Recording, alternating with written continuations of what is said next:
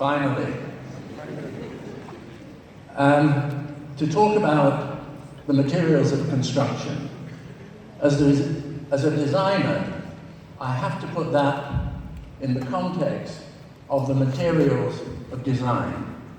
And I start with history. It's been said that if you want to look far into the future, place. If I talk about society, that a building would be healthier if you had fresh air, if it related to the sun, to views. As I'll show later, that's now been scientifically proven. It's inseparable sustainability from energy, the consumption of energy and the harvesting of energy. And in an ideal economy, whether that is in a city or a building, it's inseparable from the process of recycling. And materials, again, as a designer, I may want to dematerialize the material. I may want it to evaporate, to disappear, or I may want it to have solidity. So these are the themes that weave through a small selection of projects, mostly from the last decade. History, if I think about my first meeting with Steve Jobs, he was talking about Silicon Valley and how it was the fruit bowl of America in his youth. And in that first meeting, we talked about the possibility of recreating that landscape, not as the setting for a building, but really the project itself. So the challenge is, how do you transform this kind of urbanity and a site which has 24 buildings, it's mostly tarmac, how superimposing a building on that and creating a landscape, transforming tarmac into greenery, planting 10,000 trees, and creating a creative environment for 12,000 people. What is interesting here on this something like 70-hectare site is that the view from above is very, very different from the reality on the ground. So that is a 1.5 kilometer circle, it's half a kilometer across. But when you're in that space, it's very, very much about the landscape. The building evaporates almost into the background. And outside of that inner circle, that inner sanctum, the heart, the social heart of this community, again, the building is very much an incident in the landscape. I talked about recycling. Here, 100% of those 24 buildings which occupied the site has been recycled into the concrete for the foundation of the building. Those 10,000 trees absorb something like 200 tons of carbon dioxide annually, and 90% of this construction, all of everything remained on site, so nothing would go into a landfill. The construction is very much about doing more with less. So the individual elements which comprise the construction form concrete which is polished like marble, a noble material out of something which is inherently very basic. It's more than just the structure. The small bore pipes embedded in it which connect together act as a cold or warm radiator.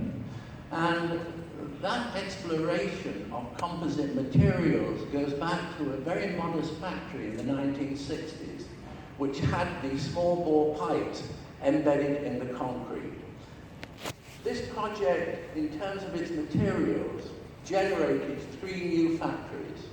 One in China, one in Germany, and creating a new source, part of the economy in California itself. This is one of the factories and one of the eyebrows which act to, as a kind of shade, but also deflecting the views and light deep into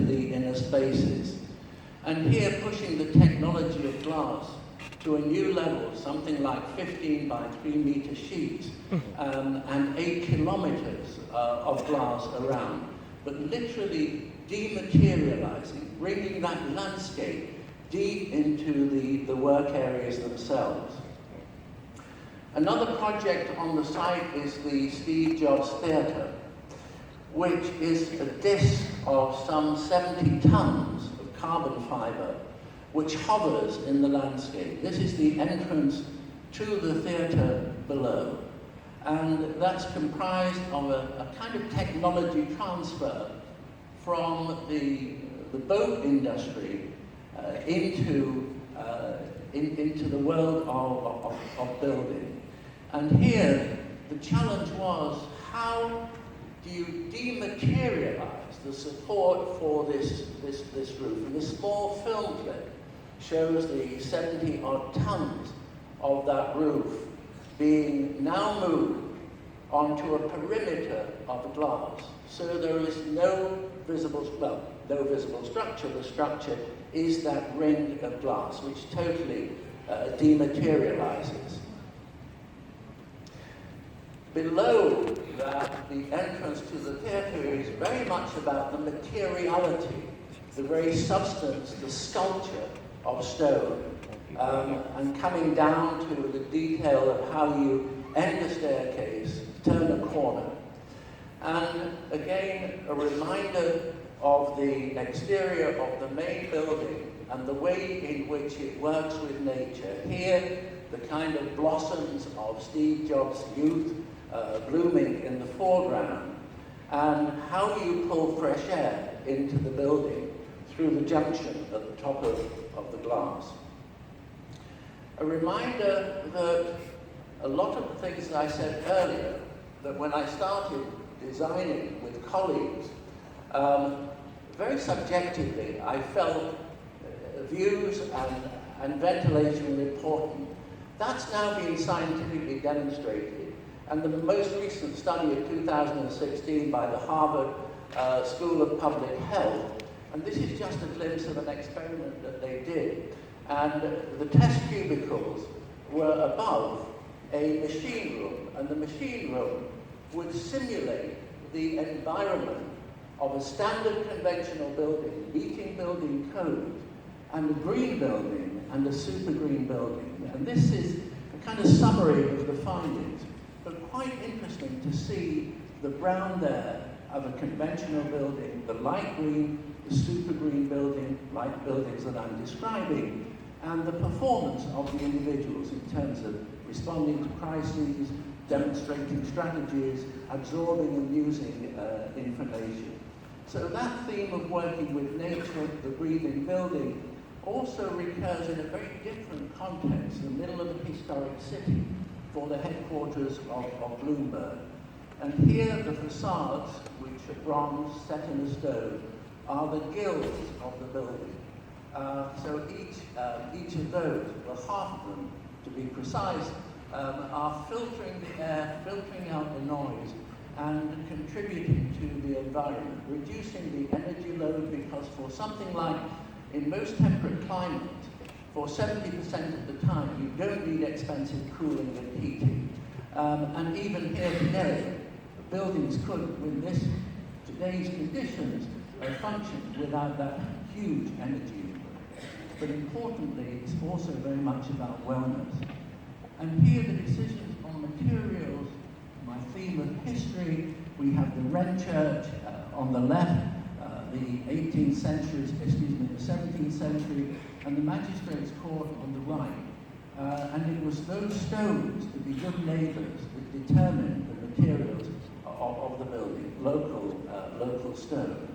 And the very form of the building itself, which is cut through with an internal arcade, is again a response to history, because if you look at the site of the building, outlined there in red, on an old map, then there is the line of Watling Street, which was the original Roman road.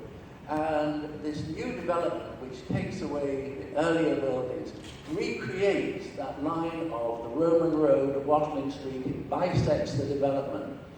And if we look at this building to examine it internally, its materiality, how it functions, imagine that yellow line as a cut through the building, it's a cross-section.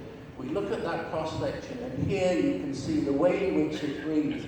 And its very heart is about natural light, it's about the pedestrian movement of a spiral, it's coming to the light. So the ecology of the building, its sustainability, is embedded in the circulation route. The next few images will take you from the ground up to the 7th floor, which is the social heart of the building. So everybody goes there, they move out from there to their workplace. So it is the gathering space, this is the vortex at the entrance. You move up to the pantry, the focus is on some pause, and here you have the pantry space, and in the background you can see the bronze spiral. The materiality of the building is the same outside as inside, very much inspired by 19th century buildings in that respect. You move up to the light, that's the circulation. If you look down on the workspaces, then you see that the floor is wood. This is very unusual in an office environment because you imagine it's not possible acoustically, but it is the ceiling which is making that possible. And here, inventing a composite which is combining the wood with a magnetic layer so that it's removable for an access floor. And the ceiling of 2.5 million petals, and each one of those petals is working not only acoustically, but 1 in every 5 has an LED light source, and the whole assembly goes hot or cold according to the weather conditions. So the air which is pulled over that is modifying the climate of the building. In that sense, it's a very holistic approach. And the project also uses aircraft technology in the background. So it's a vacuum system which is using virtually no water. The water is harvested and a vacuum system recirculates it around. The end result of this is that in terms of the BREEAM rating of 98.3, it is the most sustainable building of its kind so far developed.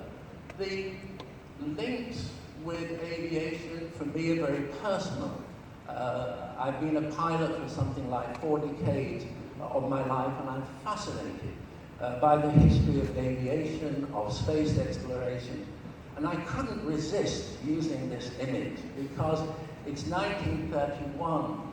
It's the Graf Zeppelin going over Cairo pyramids.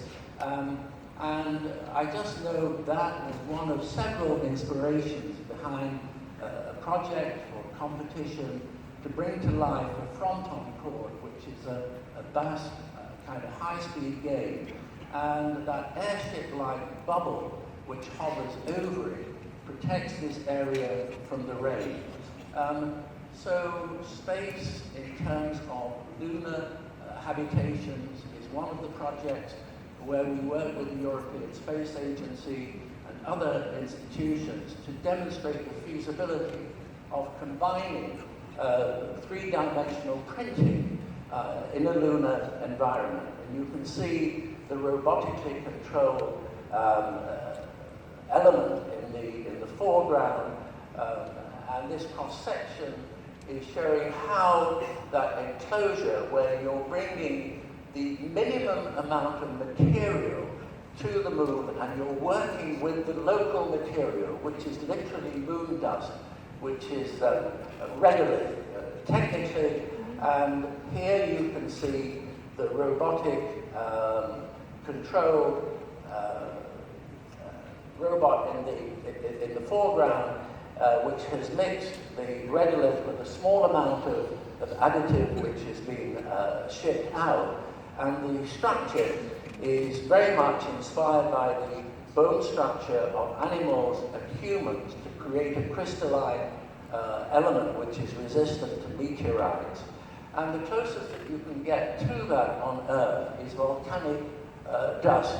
And creating that in a vacuum, this is a working demonstration of something that has been demonstrated on Earth in a vacuum. So really,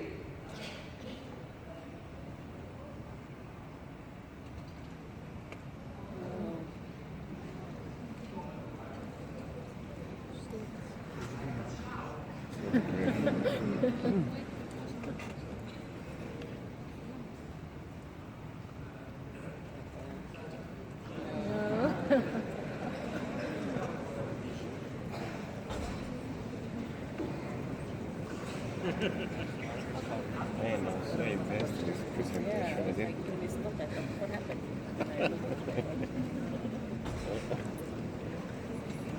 That's good.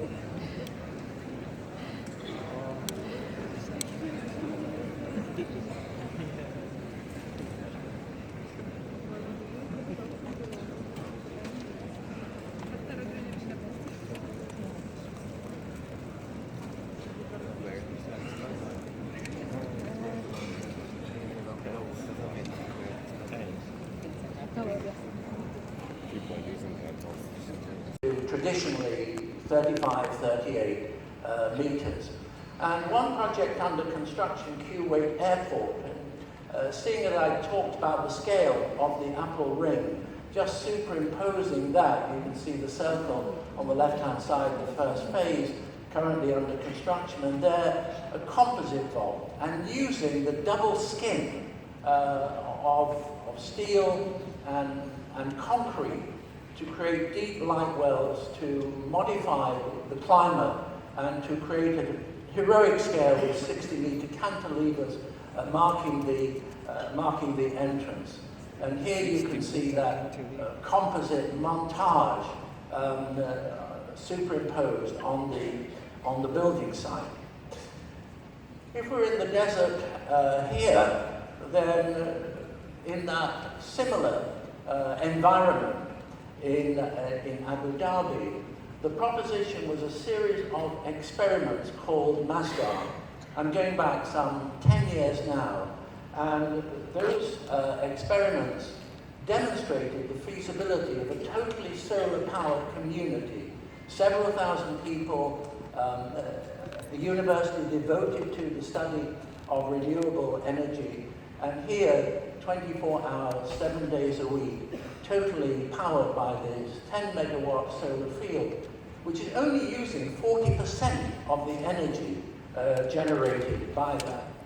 And again, those themes that I brought up at the beginning, how do you learn from history?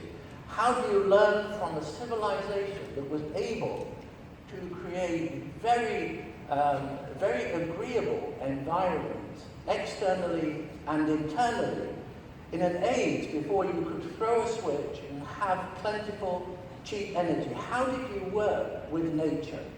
And if you look at this typical city of a region, of a desert region, then the heat of the desert, something like 66 degrees, is modified by the urbanity of the streets in the way in which they create shade. They're scaled to the individual, they're not scaled to the motor vehicle, which was one important lesson, which is why the motor vehicle goes below the pedestrian level in Masdar. And traditionally, courtyards which would create a microclimate with vegetation, evaporative cooling, and finally, in the inner sanctum of the home, a comfortable 27 degrees.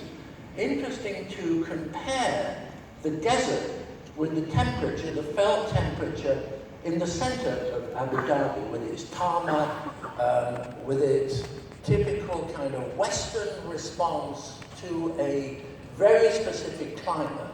So learning from history, the center of Masdar, the streets and so on, are very, very comfortable 33 degrees, less than half the felt temperature in the city itself. And if we very quickly just look at some of the material developments, one side of this public space is the residential units for the students. The other side of the space is the university itself. Two very different surface treatments.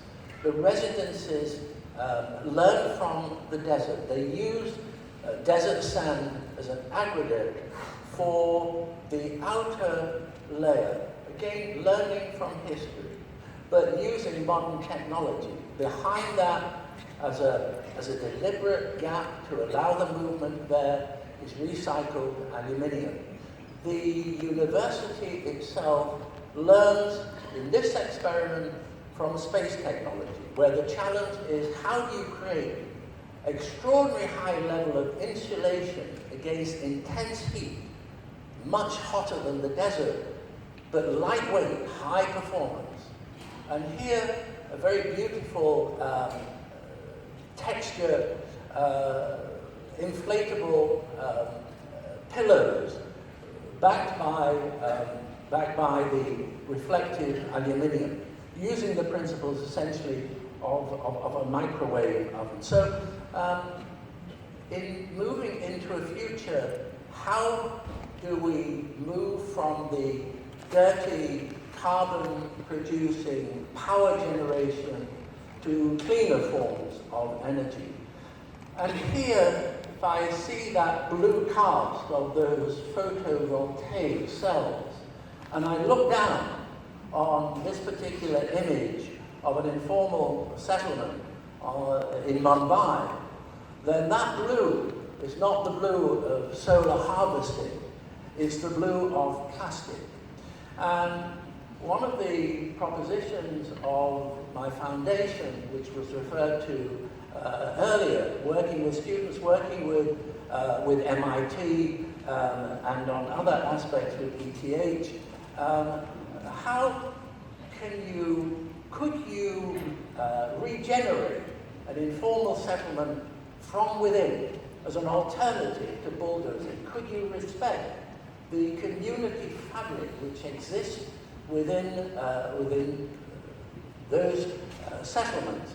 That is a very interesting proposition, and one that is challenging the foundation, its graduate students who come to workshops.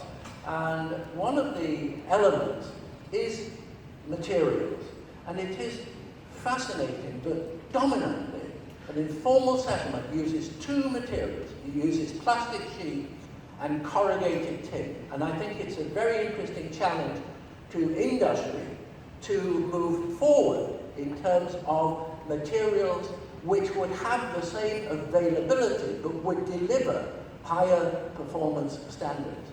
This, of course, is a city, and cities are not only the present reality, they are indeed the future. And by 2050, 68% is predicted to be urban. And 1 in 3 individuals will be in an informal settlement, a slum, without access to clean water, without modern sanitation, and without power. Some or all of those elements.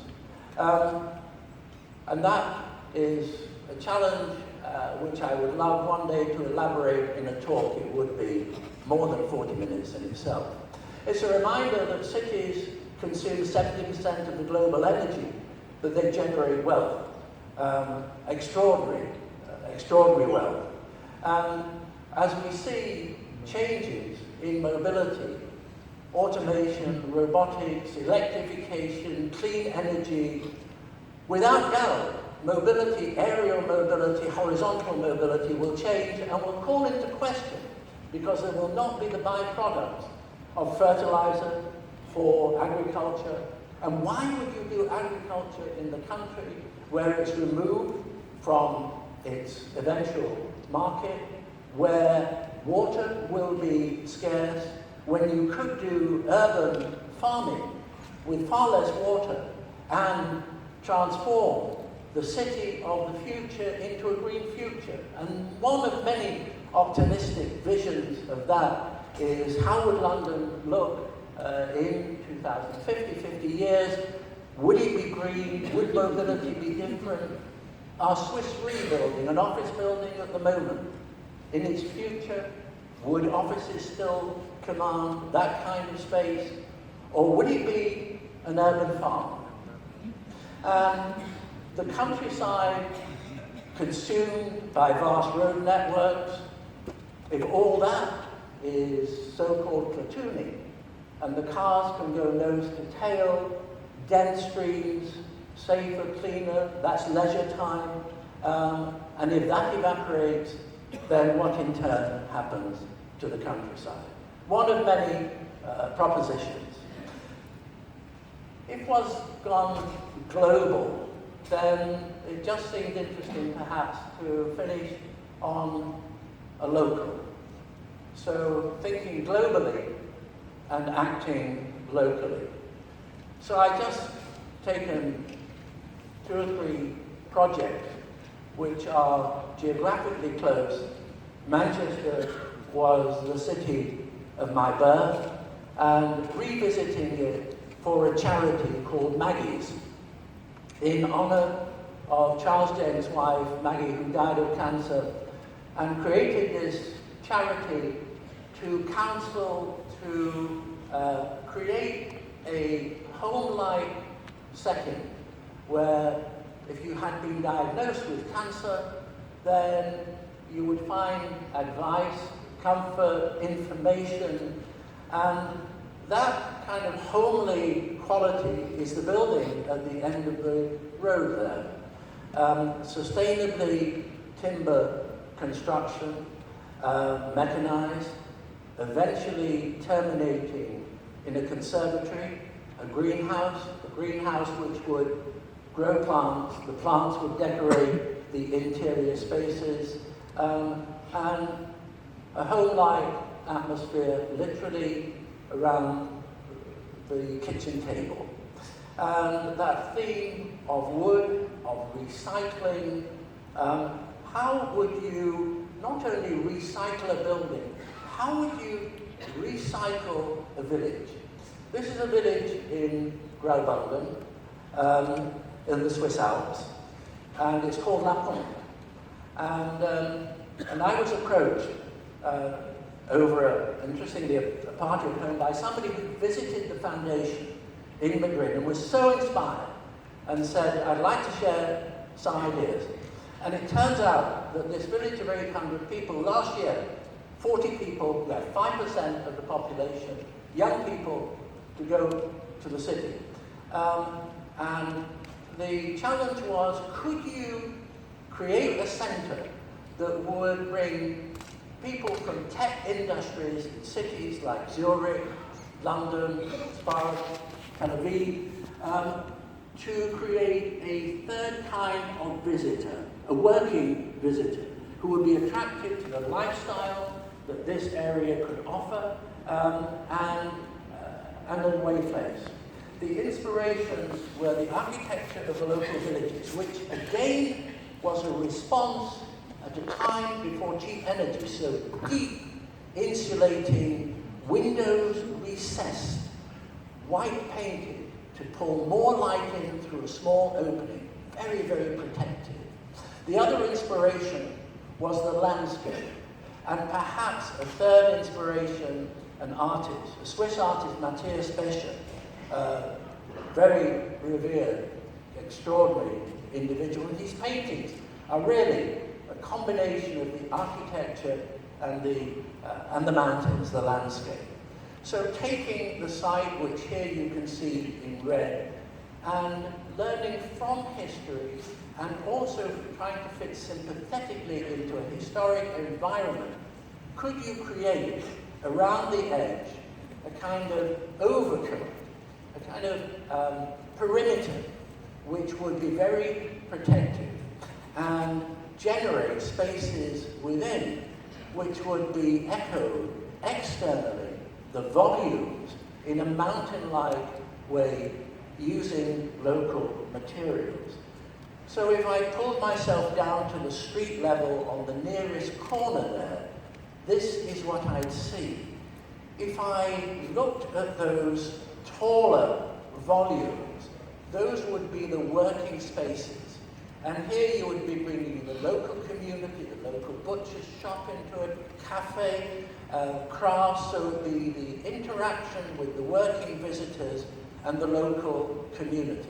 Interestingly, this month, this project will be voted on, and that community, and I personally got involved with the community, presenting at town hall meetings, meeting the new politicians, very young, 20 years old, 24, 34, the newly elected council. So in this wonderfully democratic process, that community will this month vote whether they want this building or not. If you look inside the working spaces, if you imagine going outside there through the opening, you'd be into a kind of village within a village. And then the final space, which is the equivalent of the village square within the building. Now, that building was in turn development from another building, which is this one here. Also, this is about 20 minutes drive away from the little village. And this residential building is a combination of high-tech, prefabricated elements that were made in a factory, that were shipped to the site, that were assembled with the minimum of disruption, but then combined with something which is very local, the tradition of shingles, individual pieces of larch which are hand-cut, something like $250,000 for this building, and then with a high-tech device applied around the exterior. And this is the terrace.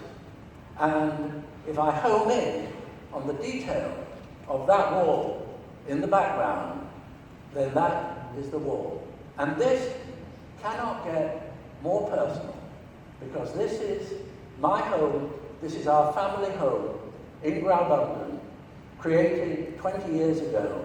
And that local, large, recyclable, sustainable, looks as fresh as ever, and a maintenance-free life for at least 100 years. On that note, thank you.